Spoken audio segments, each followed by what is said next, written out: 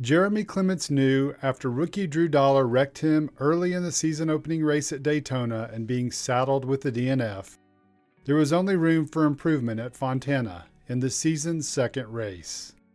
Things certainly got off to a good start for the 37-year-old driver in California, where he's had some success in the past, including a ninth-place finish 2 years ago, the last time NASCAR raced on the 2-mile track. In practice, Clements posted the sixth best time. While that time was impressive, it's not always a true reflection of the best cars, because different teams have different motives during those runs.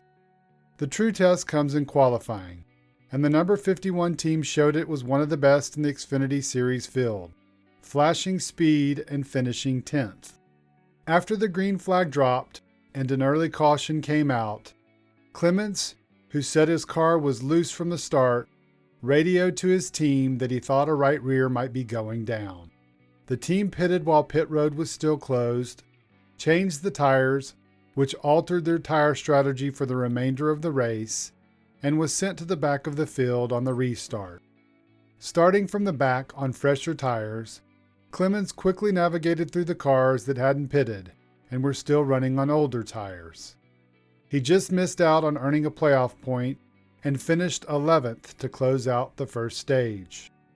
Stage 2 was rather uneventful, besides trying to avoid a similar fate from a week earlier, and steering clear of younger, inexperienced drivers who had never raced on the track known for its various lanes and rough surface that chews up tires. The final stage is when things got interesting. Starting 18th, Clements, who battled radio issues throughout the race, had multiple communication breakdowns with his team. One time came during the middle of the stage, when water temperatures began to spike in his car, and the team suspected it was something on the grill. Eventually, the team was finally able to communicate with him that he needed to get on the rear of another car in front of him to try and remove the debris. He did, and the temperatures returned to normal. Another time came later in the race, when his crew chief wanted him to pit, but he didn't hear the message and missed it. Clements said, "Unfortunately, radio gremlins are sometimes part of the whole racing experience."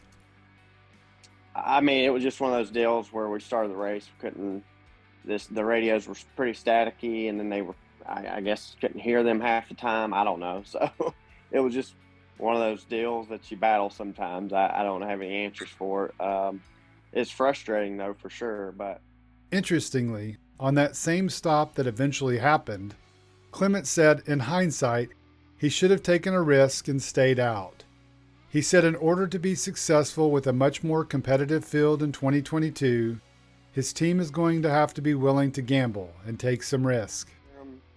And honestly, we should have just stayed out, because that's what a few cars did to risk it, and try to save the tires for a later caution. There's only 20, 30 laps to go, I think. And I was like, there's no way we're done wrecking yet. So we should have, we didn't. I was a little mad about that, but you don't know, right? I mean, there's no clear answer on that. So I'm just going to start taking more risk, and if it works out, that's great. If it doesn't, at least we tried something, In the race's final laps, Clements was running near the 20th spot when multiple cars in front of him, including Brandon Jones, made contact, sending the number 19 car hard into the sand-filled barrels, protecting the wall at the entrance to pit road. Coming off of 4 there, everybody's just racing hard.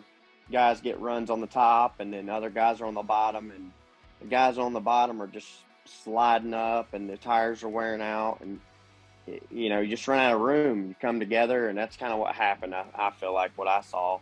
I don't know what they said, but they just came together, racing really hard at the end, trying to get it all they can, and luckily we were able to miss that, because that's the same car that we're racing this week. So we didn't want to be in a big wreck at all, for sure. Fortunately for Clements, he averted disaster, unlike that first week at Daytona, and finished 17th. This weekend, he takes that same fast car to Vegas, the perfect place for him to test out his new philosophy by taking a gamble with a few moves during the race and seeing if it pays off.